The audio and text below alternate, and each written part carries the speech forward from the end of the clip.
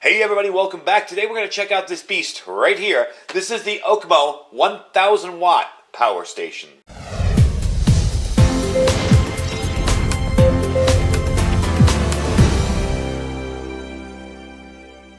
Alright everybody, welcome back. So I've been doing a lot of smaller power stations, 500 watts and under. I figured it was time to step it up a little bit, and I could really use something that's 1000 watts. So I decided to take a look at this OKMO 1000 watt power station. Now, this is what I would consider a budget 1000 watt power station. However, it's not cheap. These run about $800. So I'm going to tell you that right from the beginning. If it's out of your budget and you don't want to watch the video, I'm not going to make you wait till the end for the price. They run $800. Now, for a 1000 watt unit, that's a very good deal. As I said, generally these are starting to run about $1 a watt. So, you know, what I've seen is like the Blue Eddy 1000 watt one was about $1,200. So you are getting a pretty good deal, all in all. Now, it is missing one feature that I would have liked to have seen on it. But other than that, this thing is awesome. I've been running this thing. The stuff I've run on this has actually shocked me. So it will definitely power everything up. This is the G1000. It's a 1000 watt portable power station. It provides enough capacity for you to run about 2 or 3 days on your average items or some heavy use items. It's 1,110 watt hours. I always mess that up. Or 300,000 milliamp hours. This can run about 90% of household appliances, especially refrigerators. It actually ran my house fridge, the one inside my house, during power outages. So it can pretty much meet your battery supply needs during emergencies, disasters, power outages. For those of you that do ham radio, you know, this might be something to look into to power your rigs. Definitely a cool little system.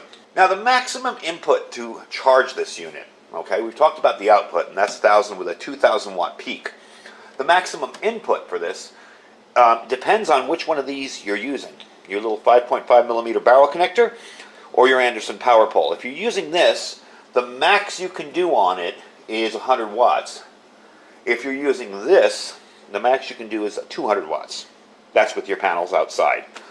Generally, for charging it off your wall, you're just going to plug it in here. And it does come with chargers for that. I'll show you that in a minute. So with a 200 watt panel, they say this can be charged up to 90% in 6 hours. All right. You can also charge it with the AC adapter, your common, what we refer to as a cigarette lighter plug, in about 9 hours. Now make sure when you're doing that you're driving your vehicle. Don't just plug this in overnight, leave it and go to bed. You'll kill your car battery. You want to make sure that you're running your vehicle when you do that. I'm going to turn off the power there just to show you. It's got 10 different multifunction outputs, all right? It's equipped with 10 outlet ports on the front here. Everything is right up front. There's no hunting for the plug in the back or the AC plugs or anything like that. You've got 3 of these AC outlets here. Now remember, this is a total cumulative 1,000 watts. If you do 700 here and 700 here, it's not going to work. If you do 7 and 3, it will. So this is a cumulative 1,000 watts. So if you have, let's say, a window air conditioning unit that pulls 1,500 watts, that won't do it. But if you have one that pulls like 900, it will. You've got your 2 plugs here, as we explained. These are your DC in and your PV in, which is your panels. And you can do your panels either way. For our use today, we're going to do it this way. And I want to try and put it out directly in the sun, because the last video I did, some people commented that, well, 100 watt panels only getting 25 watts aren't that great. Well, no kidding. I explained that they weren't in the sun. So, all right, you've got your PD 60 watt USB-C there, your 3.0 USB and your 2 regular USB ports. And you've got your 2 DC 12 volt connectors here, your little 5.5 millimeter barrel connectors, and of course your ever popular cigarette lighter plug, you know, right there in the front. So to turn stuff on, to turn the unit on, you're just going to hit the button and you'll see the battery. Now this is where I was saying my one complaint with this unit, there isn't a way to see what you're drawing or what's going into it. It doesn't show you. That can be resolved, and we will resolve it today using this little kilowatt device, which will show me what I'm drawing from it. But as far as what you're getting in, unless you want to put a meter in line with your panels, you're not going to be able to resolve that. However, you do have the battery right here that shows you your level. To turn on the AC, turn on the AC, you're going to push and hold that button. You'll hear the fan kick on real quick. Okay, so now you've got the AC on it. It is a pure sine wave inverter. USB is going to be just a quick push. Okay, and your DC down here is a quick push, and the DC is on as well. So it's a lot simpler to use, and It definitely has the power. Now, as far as weight goes, I would say it's about 12.5 pounds. Unfortunately, I couldn't weigh it on my scale out here. It overloaded the scale, but the scale only goes to 10 pounds. So I'm saying about 12.5, maybe 13 pounds. It's not super, super heavy, but it is a nice unit as far as size goes. And you do have these awesome little connectors here, handles I mean, on the side here, so you can pick it up no problem. It's really easy to pick up. It's not going to be something that somebody who isn't used to lifting heavy weights can't lift. What you're going to get in the box, that, this, and the AC adapter. This is what you will charge it with into your plugs in your house. It will come in two pieces. Let me get that apart there. So you'll get it like this and like this. All you have to do is just plug this in. This unit will get a little bit warm when you're charging. That's nothing to worry about. This unit here will turn on its fans from time to time as you're charging. Again, nothing to worry about. It's just this way of cooling it off. Now this uses automotive grade 3C high C rate batteries. This is based on the industry leading standards. A reliable battery design, it can reach 95% of utilization rate, while most other products can reach about 85. So I'm guessing they're not deep cycle lead acid batteries in there. I've never myself heard of automotive grade 3C high C rate batteries. I don't know what those are, and I don't know if that's just incorrect information on there. Reading through the manual, I wasn't able to find anything different about it either, so it was kind of difficult to figure it out. And speaking of the manual, it is a very nice manual, very simple and easy to use. This is your information there. I hope you can read that if you want to kind of hold it. Alright. Lithium ion, there we go. I did find it, just as we're together here on the radio. Just as we're together here on the video. Lithium ion battery, so okay, we know what's in there. So it's a decent unit. You got a 2,000 watt surge when you turn stuff on, because sometimes when you turn on items, if they're 1,000 watts, let's say they're 900 watts, they normally draw 900. When you first kick them on, they have this huge power surge. Maybe they go up to 12. This unit can handle that no problem at all, up to 2,000. So one of the claims they make with this is that the fast 3.0 USB charger, the PD outlet, can charge a MacBook Air in 50% faster time than a MacBook charger, or 40%, I'm sorry, 40% faster time than a MacBook charger. I know that the USB, the 3.0 port can do some pretty amazing stuff. I don't have a MacBook, so I really can't test that for you. But trust me, we are going to put this unit through its paces. Because they didn't give me any dimensions in the book, I'm going to measure it for you, just so you get an idea. Now, depth on this is about, I'd say 9.5 inches. Width, about, let's say, 1 foot 1 inch. And height is going to be about 10 inches. So that gives you an idea. If you got an RV you want to put this in, or if you have a storeroom somewhere and you want to fit this into your storeroom somewhere on a shelf or a rack, you get an idea of how big it's going to be. It is not overly heavy. Like I said, maybe 13, 14 pounds. It's not really that bad. Nothing that, people would have a hard time lifting. I'm sure, an average medium-sized child could easily lift this. It's not, going to be like carrying a deep cycle battery or anything. Let's talk about the protections built into the battery management system. First, you've got overcharge protection. You've got overcurrent protection. Over voltage protection if you charge it too much. It does have short circuit protection. Over discharge protection, so you won't kill your batteries, if you drain them all the way down to 8 volts. And temperature control. The fans will kick on. There are nice cross-ventilated vents on each side. And the fans will kick on when you need them. See? Over there too. So you'll have no problem keeping this unit cool. I thought at first that this might be some kind of one of those wireless charging deals that you put your phone on if you have wireless charging. It isn't. But it's a neat little unit all in all. Got to say, for the price, again, it's an expensive unit when you're used to me doing, $200, 500 watt units. But it's very, very good quality. And it is more of a budget-minded, higher-end unit. You're not going to be paying the $1,100, $1,000, $1,200 for a unit that does 1,000 watts. You can get this for 800. So, first thing we're going to do is plug in my hammer drill. The hammer drill draws about 300, 250, 300. I want to see how that works. I am going to be using my kilowatt today, so I'm going to lower the camera and bring it in close so you can actually watch the kilowatt and see the drill in the same thing here. We're just going to plug that in. Actually, I have to do something first. We have to turn it on and then turn on the AC and then plug it in because this will block my power. We'll put it down here. Alright, so let me plug in, let me get the camera set up. We're going to plug it in here, and we're going to see how much power the little hammer drill pulls. Alright, so this is my hammer drill here. Okay. We're going to plug it in. And just watch on there, the watts. I'm just going to run it here on the counter.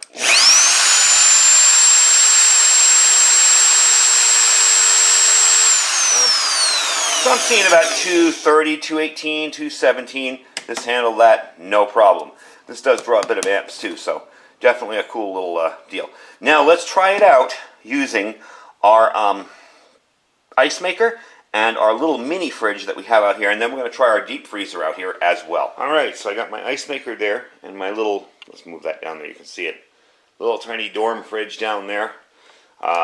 Together, I know the ice maker starts up at around 700, and then settles down around to 4.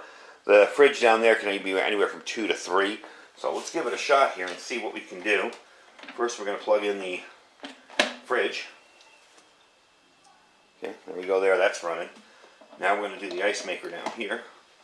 Okay, and that's gone. It's telling me it's out of water. But as you can see, that's powering both of those. No issues at all. Again, this is where I say I really would like a meter here to show me how much of a draw I'm doing on this. But I guarantee you that's about 1,000 watts combo. Let's take it over to my deep freezer and see how well it does. And I will use the meter for that. I didn't use it here because I'm drawing from 2 different things. Alright, so I left the freezer unplugged for about 5 minutes here, just so it kicks on and gives you a good reading. Let's see if it actually does it. I got it right here. We're going to move this back a little bit. And let's plug it in and see just what we're drawing. Alright, so I'm showing 68, 61, 80. Let me zoom in and see if you can see that. I guess it didn't really defrost much, need to kick on, but it's easily powering it. You see you got about 59.2 watts there, so that's no problem at all. If I need to keep this running, again, freezers run in a cyclical manner. When they get down to a certain temperature, they'll kick on. Unfortunately, we didn't have it on long enough to kick on, but you see it'll run it no problem at all. So I'm definitely pleased with the unit. It's definitely doing what it's supposed to do. You can see it real close there. Let's back it out a little bit. It's definitely doing what it's supposed to do. And somebody asked me about this freezer. This is a Kenmore Galaxy. I don't know anything about it. We literally ran up the street when Sears was here and bought it in a Sears. I don't know what it draws normally. I couldn't tell you all the details on it. I think we paid $114 for it. Let me back up and let you see the freezer. For those of you that were interested in the last video, I really don't know much about the freezer. I know we were like, oh wow, we live kind of remote, let's go get a freezer so when we go to Vegas to stock up on food, we can fill it up, and that's kind of how it evolved. So, as you can tell, this thing is working great. Let's try it out with some USB charging and some 12-volt powering, and then we're going to get the old solar panels out and see how far it is. Now, it is a cloudy day out there today, so it will be a good test. I don't know if we're having overcast or it's fires from Oregon or California, the smoke in the air, but it is really overcast. So let's get it all set up. We'll try out the ports and then we'll take it out and charge it up. Alright, so we're back on the table. We're just going to try out the USB stuff on here. I do like to kind of make sure everything works. Okay, so you got USB here. We're going to plug in the radio. If I put it in the right way. I seem to do that with every USB. Interestingly enough, it is charging that now. I'm sorry, that was the tablet. And you'll notice it's saying output 1 or 2 on there. It's telling you that these down here. Now let's try the radio in that 3.0 outlet and see what happens. Alright, and there you go, out line 3. Out 3. So 1, 2, 1 or 2, and 3 are being used. So you get a little idea of at least what's being used and what's coming out, which is 5 volts. But doesn't give you the, doesn't tell me how long I have or anything like that. Just shows me a battery. And that's fine. If you want a unit you're going to save $200 or $300 on, I can buy devices to figure that out myself, for pennies on the dollar. So let's plug in the fan and try that. You guys have seen this fan before. Alright, put it on high. Oh, I might turn on the DC port. And there we go. So I got all this stuff running. You got DC coming out that way. I'm going to turn that facing the other way so we don't get the wind noise. You've got the DC out here. It will show you. You've got the out 1 and 2 for these 2 ports and the out on 3. So all in all, definitely a cool unit. Now with all that I've been playing around with here, and granted it hasn't been an extensive, 2 or 3 hour test, you'll notice that the battery voltage hasn't dropped at all. It's still full battery charge, I should say. So we're going to try and take it outside. I tried to run it down at least one level. We're going to try and take it outside and just see how the charging works on it, see if there's any kind of indicators. I do have a panel. I have the OKMO panel down there that has the Anderson connectors. So we're going to give that a shot and see how that works. Just in case you were wondering, this is the kind of day we're dealing with. It is really dreary and dark out there. So there are my panels set up, okay? And that is the 100-watt OKMO panel I reviewed a couple weeks ago. And we're going to take it back there and get behind the panel and check out the business end of how it's doing on that solar charging. Alright, so unfortunately, like I said, I don't have a way to show you how much power is coming in from the panel into the unit, but you do know that it is going in there because you'll see the battery moving. That's really my only complaint about this unit. I love the unit itself. Obviously, you see it can power pretty much anything. And there you go. You see the battery blinking. I'm going to zoom you in just in case you don't see it there. So you can see it is charging. Now again, oh wow, the sun's actually coming out now. Again, it's not going to be charging, you know, super fast out here because we're very cloudy today and I'm not perfectly in the sun. Would like to see a little bit of a longer cord here. I'm going to have to fabricate one because I need a 5.5 millimeter barrel connector to a Anderson on this panel, but that's not the fault of the solar, the power station. That's the solar panel. So I could possibly keep this a little bit further away and a little bit heavier duty cable too. But it's doing a really good job. It's charging it up. So I don't really have any complaints about that. So let me get it on the table and give you some final information on it and let you know where you can pick one up. All right, back inside. I am charging it now on AC with using the converter there, charging it up nicely. I wanted to just show you that. Works just like that. And like I said, when you're doing this, if the battery is really, really low, you may hear the fans kick on. I'm surprised they're not in here because it is kind of warm this morning. And this may get a little warm. So place it somewhere where if it gets warm, it won't do any damage. All in all, what do I think of the unit? I really like it. I'm really, really pleased with it so far. It has not let me down at all. Everything I've tested it on has worked great. I even plugged it in on my coffee maker. And for some reason, I don't know, it's like coffee makers seem to draw more energy than like central air units. I don't know if they're just so energy consumptive. So it ran it. It made a full pot of coffee, no problem. I charged it right back up. That actually took it down 1 bar when I did that because it took about 10 minutes to make it and then I forgot about it. And so I'm going to show you an image that they print out on their website here. They say a blender will run for 14 hours at 300 watts, a travel mug, 100 watts, 10 charges. A coffee maker, there we go, 550 watts, mine has to be higher than that, will run for 90 minutes. An electric grill, a 900 watt electric grill will run for 55 minutes, and a pressure cooker, 900 watts, will run at 55 minutes. So that kind of gives you an idea of the kind of power that is in this. You know, the other little power stations I've been doing, they're awesome for smaller applications, and if that's all you want to do, that's pretty good. But if I had to pick one unit, all right, to take with me if things were going bad, or if I was home in my house, couldn't go out, power was out, this would be definitely a unit I would consider. I would definitely take with me, actually, quite frankly. I really, really like it. I'm really pleased with how it's been working for me so far. I've had it about a week, and I've tested it on a bunch of different stuff. So this is definitely going to go into my personal rotation here at home. I'm very happy with it. So like I said, it's not a cheap unit. You know, it's not... when I'm showing you 500 watt units for $230 because they're on sale, that's a different story. And those are great units, and there's nothing wrong with them. This just has a little bit more power to it. So this is going to run you about $800, which is pretty good considering the going rate for most of these is about $1 a watt. So if it's a 1,000 watt unit, it would be about $1,000. If you think that's a bad deal, go look up Blue Eddies and see how much they run. $1,200, $1,300 for a 1,000 watt unit. Now, do they have a few more features? Of course. But that's why this is a little bit less and a little more affordable.